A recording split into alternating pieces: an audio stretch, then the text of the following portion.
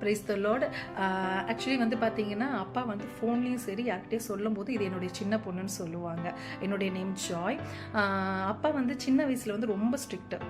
But ஆனால் வந்து கடைக்குட்டி அப்படின்னாவே கொஞ்சம் நம்ம துருதுருன்னு இருப்போம். அது மட்டும் இல்லாமல் செல்லமாகவும் இருப்போம்.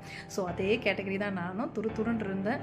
அதே சமயம் வந்து அப்பாவுடைய செல்லமாகவும் இருந்தேன். பட் ஆனால் வந்து ரொம்ப செல்லம்னு சொல்ல முடியாது. ஏன்னா வந்து நானுமே வாங்கியிருக்கேன் அப்பா கிட்ட. அக்கா அளவுக்கு இல்லாமல் கொஞ்சம் கம்மியாக வாங்கியிருக்கேன். அவ்வளோதான் வித்தியாசம். ஆக்சுவலி அப்பா வந்து சின்ன வயசில் ரொம்ப ஸ்ட்ரிக்ட், ஓவர் ஸ்ட்ரிக்டாக இருப்பாங்க. எங்கள் ஸ்கூலுக்கு அப்பா வருவாங்க. அப்போ ஸ்கூலுக்குலாம் எங்கள் அப்பா வரும்போது எனக்கு ரொம்ப சந்தோஷமாக இருக்கும். ஏன் அப்படின்னா, அவங்க வந்து அப்படி நல்ல ஒரு வீரப்ப மாதிரி ஒரு பெரிய மீசை வச்சுருப்பாரு. எமக்கா பைக் ஒன்று பெருசாக இருக்குங்க, அதை வச்சுருப்பாரு. அது கூட வந்து எக்ஸ்ட்ரா ஃபிட்டிங்ஸ் வேறு போட்டிருப்பார் நிறையா. அதில் முக்கியமான எக்ஸ்ட்ரா ஃபிட்டிங் என்ன அப்படின்னா, போலீஸ் தடி அடினுவாங்க, அந்த தடி வச்சுருப்பாரு, வச்சு கட்டி வச்சுருப்பாரு. யாருக்கும் பயப்பட மாட்டார்.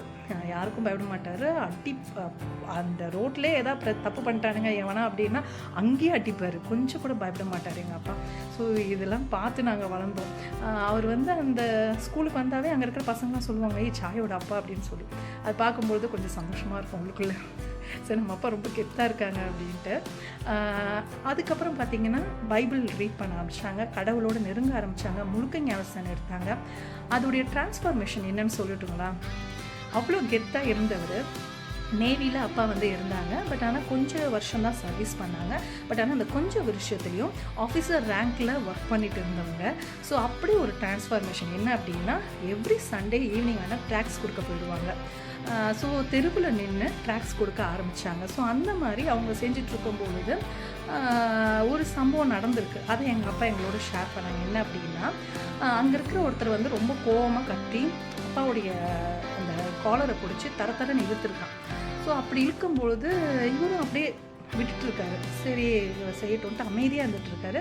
ஆனால் இழுத்துட்டு போகும்பொழுதுமா என்னுடைய ஒரு செருப்பு வந்து பிஞ்சு எங்கேயோ விழுந்துருச்சுமா, அது கூட எனக்கு தெரியல. அந்த அளவுக்கு அவன் பாட்டில் இழுத்துட்டு போகிறான். சரி நானும் விட்டுட்டேன். கடைசி நேரத்தில் அவன் அடிக்கிறதுக்கு கை ஓங்கும்பொழுது ஒரு பாட்டிமா எங்கே இருந்தால் வந்தாங்கன்னு தெரியல, ஓடி வந்தாங்க. ஓடி வந்து ஏன்பா நீ அவரை அடிக்கிற, உனக்கு பிடிக்கலையா நீ போயிடு, அவர் யாரையும் கம்பல் பண்ணலை, அவர் பாட்டில் ஓரமாக நின்று கொடுக்குறாரு, உனக்கு பிடிச்சா வாங்க இல்லைன்னா விட்டுரு அப்படின்னு சொல்லி கத்தி அவனை அனுப்பிச்சி விட்டாங்கம்மா அப்படின்னு சொல்லி சொன்னாங்க. எனக்கு உண்மையாகவே ஆச்சரியமாக இருந்துச்சு. ஏன்னா எங்கள் அப்பாவா அப்படின்ற மாதிரி.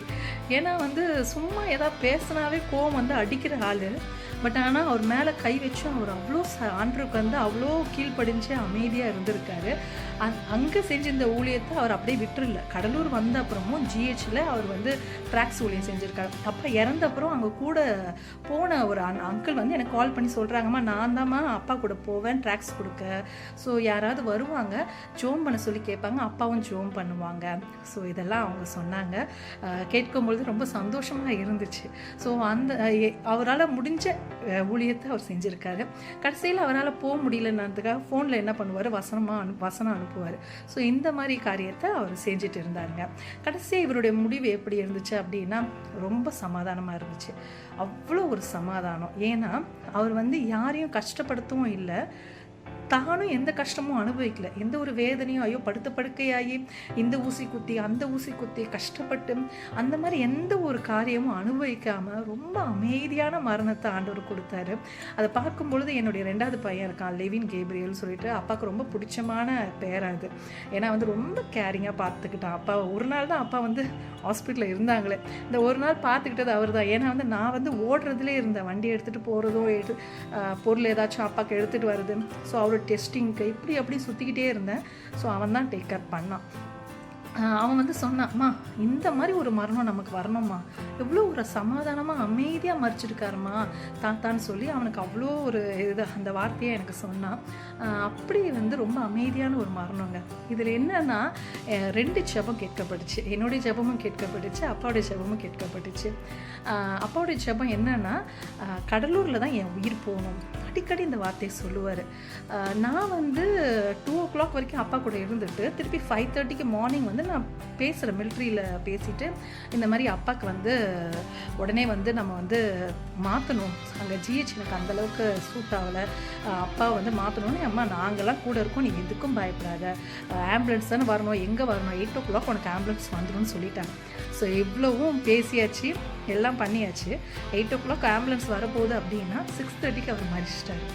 ஸோ அவருடைய ஜெபம் தன்னுடைய ஊரில் அவர் மறிக்கணும்னு அந்த ஜெபம் கேட்கப்பட்டுச்சு. என்னுடைய ஜெபம் என்ன அப்படின்னா, நானும் அக்காலாம் செஞ்சு வச்சுருக்கோம். அப்போ நான் சொல்லி அடிக்கடி சொல்கிற வார்த்தை என்னென்னா, கடைசி நிமிஷம் உயிர் இருக்கிற வரைக்கும் பலத்தோடு சுகத்தோடு அவர் இருக்கணும் அப்படின்னு சொல்லி. அதே மாதிரியே பலத்தோடு சுகத்தோடு இருந்தாங்க. ஏன்னா நைட் 2 மணிக்கு நாங்கள் பெட் மாற்றுறோம். அப்போது ஜஸ்ட்டாக என் பசங்க வந்து கையை தான் 2 கையும் பிடிக்கிறாங்க, அவராக தான் நடக்கிறாரு. அவரே நடந்து போய் அடுத்த பெட்டில் போய் படுத்துக்கிட்டாரு. ஸோ அந்த அளவுக்கு ஒரு பலன் அவருக்கு இருந்துச்சு.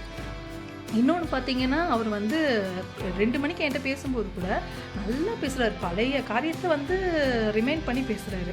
அந்தளவுக்கு அவருடைய மைண்டும் பார்த்தீங்களா அவ்வளோ ஆக்டிவாக இருந்துச்சு. நான் எதிர்பார்க்கல. ஆக்சுவலாக அதிகாலையில் அவர் மறிப்பார்னு எதிர்பார்க்கல. நான் எப்படியாவது அங்கேருந்து கொண்டு போயிடலாம், பாண்டிக்கு கொண்டு போயிடலான்னு என்னுடைய பிளான். பட் ஆனால் கடலூரில் அவர் மறிச்சிட்டார். அவருடைய ஜெபமும் கேட்கப்பட்டுச்சு, எங்களுடைய ஜெபமும். அவர் கடைசி நிமிஷம் வரைக்கும் நல்ல சுகத்தோடு பலத்தோடு எந்த ஒரு கஷ்டத்தையும் அனுபவிக்காமல் அமைதியாக போயிட்டாங்க. ஸோ ஆனால் இப்போ அப்பாவை மிஸ் பண்ணுறோம், ரொம்ப மிஸ் பண்ணுறோம் தான். மிஸ் பண்ணலன்னு சொல்ல முடியாது. இந்த உலகத்தில் எங்கள் ஜீவன் இருக்கிற வரைக்கும் கண்டிப்பாக அது மிஸ் பண்ணுவோம். ஏன்னா அப்பான்ற ஒரு அன்பு, அந்த உண்மையான அன்பு, உண்மையான அக்கறை இன்றைக்கி கிடைக்காது. ஸோ எங்களுக்காகவும் எங்கள் பிள்ளைங்களுக்காகவும் ஜெபிச்சுக்கோங்க. Thank you so much. ஆக்சுவலி அப்போடைய வீட்டில் ஒருத்தவங்க ஒர்க் பண்ணிட்டு இருந்தாங்க. அவங்க வந்து எனக்கு கால் பண்ணி பேசிகிட்டு இருக்கும்பொழுது ஒரு காரியம் அவங்க ரொம்ப டென்ஷனாக சொல்கிறாங்க. என்ன அப்படின்னா, அம்மா என்னம்மா எதுக்கு எடுத்தாலும் அப்பா சொல்கிறாங்க என்னை ஏசப்பா பார்த்துக்குவார், என்னை ஏசப்பா பார்த்துக்குவாருன்றாங்க. அப்போ ஏசப்பா வந்து அவரை மட்டும் தான் பார்த்துக்குவாரா, எங்களெல்லாம் பார்த்துக்க மாட்டாரான்னாங்க. எனக்கு டப்புன்னு சிரிப்பு வந்துருச்சு. ஏன்னா அவங்க ஒரு புறஜாதியார், பட் ஆனால் அவங்களுக்கே டென்ஷன் ஆகிற அளவுக்கு பேசியிருக்காரு எங்கள் அப்பா. அப்படின் பொழுது எனக்கு ஒரு பக்கம் சந்தோஷமாக தான் வந்துச்சு. ஏன்னா என்கிட்டயுமே சொல்லியிருக்காரு என்னை ஏசப்பா பார்த்துக்குவாரு அப்படின்னு சொல்லி அடிக்கடி சொல்லுவார். வசனம் சொல்லுது, என்னை கனம் பண்ணுகிறவர்களே நான் கனம் பண்ணுவேன்னு சொல்லி. அதே மாதிரியே அந்த வசனத்தின்படியே அது நிறைவேறினதை நாங்கள் பார்த்தோம். என்ன அப்படின்னா, அப்பாவுடைய அந்த இறுதி சடங்குல நேவிலேருந்து வந்திருந்தாங்க. திருச்சியிலேருந்து வந்து அப்பாவுக்கு சல்யூட் பண்ணி அவருக்கு வந்து மரியாதை செலுத்தி மலர் வளையம் வச்சதை எங்கள் கண்களால் நாங்கள் பார்த்தோம். இது வரைக்கும் நாங்கள் பார்த்திராத ஒரு காட்சி அது. இதான் ஃபர்ஸ்ட் டைம் நான் என்னுடைய லைஃப்பில் நான் பார்க்குறேன் நேரடியாக இந்த காரியத்தை. எங்களுடைய ஃபேமிலியிலும் இந்த மாதிரி ஒரு காரியம் நடந்ததே கிடையாது. ஸோ அந்த அளவுக்கு ஆண்டவர் அவரை கனப்படுத்தினார். இன்னும் ஒரு முக்கியமான விஷயம் என்ன அப்படின்னா, வந்த அவங்க சொன்ன ஒரு காரியம், கடலூருக்கு இதுதான் ஃபர்ஸ்ட் டைம் நாங்கள் வரோன்னு சொல்லி அந்த நேவி ஆஃபீஸர் சொன்னாங்க. உண்மையாலுமே இதெல்லாம் பார்க்கும்பொழுது ரொம்ப சந்தோஷமாக இருந்துச்சு.